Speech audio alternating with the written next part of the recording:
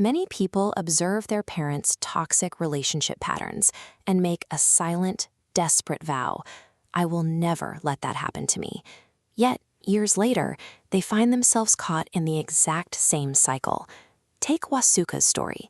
She grew up in a home defined by shouting, pain, and broken promises. As a young girl watching her family fracture, she promised herself that her future home would be a sanctuary of peace.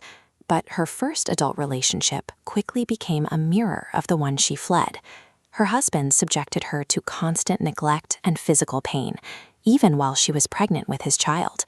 A logical intention to build a better life is rarely strong enough to override our earliest subconscious programming. Psychologists refer to this drive to recreate early trauma as repetition compulsion. This diagram maps early emotional development. A brain raised in a volatile environment establishes high stress as the baseline. In adulthood, the conscious mind seeks peace, but the subconscious intervenes. It loops the trajectory back down to familiar chaos because predictability equals survival. Wasuka eventually reached her breaking point. She took her child, filed for divorce, and walked away, believing she had finally escaped the cycle. But physically leaving a bad environment does not resolve the underlying psychological drive. It only resets the board for the next iteration. Post-divorce loneliness left Wasuka vulnerable, leading her into a second relationship that introduced a new form of exploitation. She partnered with a man who continuously drained her finances. Wasuka found herself handing over money in a desperate attempt to secure his affection and prevent him from leaving. This dynamic relies on fawning, a trauma response where a person attempts to appease a partner as a survival tactic to guarantee their own emotional safety. When that relationship collapsed, she entered a third. This partner manipulated her through chronic infidelity and elaborate emotional games. When Wasuka identified his cheating, he weaponized her childhood trauma. He dismissed her concerns by telling her she was overreacting and too sensitive. Each of these failures was a distinct expression of the exact same childhood wound, presenting itself in a new disguise. Exhausted by the emotional toll, Wasuka decided to stop searching for a partner entirely. She poured all her focus into raising her daughter and managing her shop. From the outside, this withdrawal looks like a badge of strength, a picture of self-reliant independence. In reality, she was building a fortress. Every minute spent alone at the shop was a brick in a wall, designed to ensure that if she never let anyone in, she could never be hurt again. This isolation was disrupted when a stranger named Gauto began visiting her shop. He kept finding reasons to return. Watching the way Wasuka's professional smile never quite reached the sadness in her eyes. Gautal's approach was different.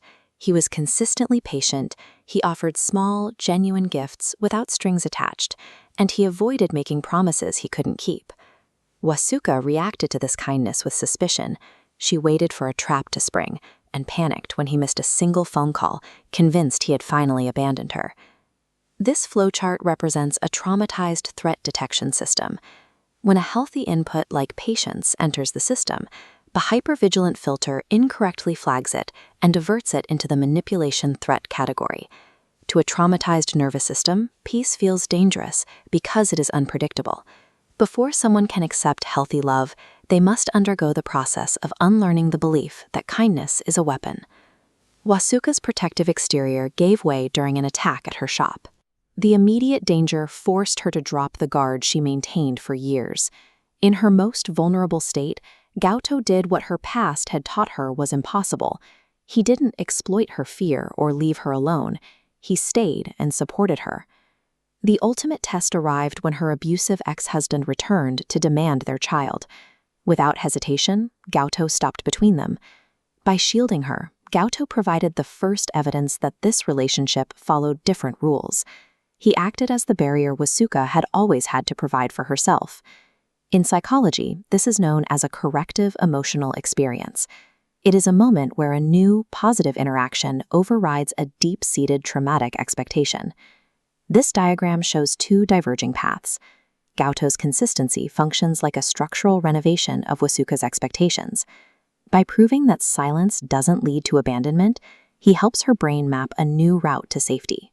Daoto eventually proposed, securing their family's future by purchasing a supermarket for Wasuka to manage. Healthy love does not erase past trauma. It patiently offers safety day after day, until the mind finally realizes it can put the armor down for good.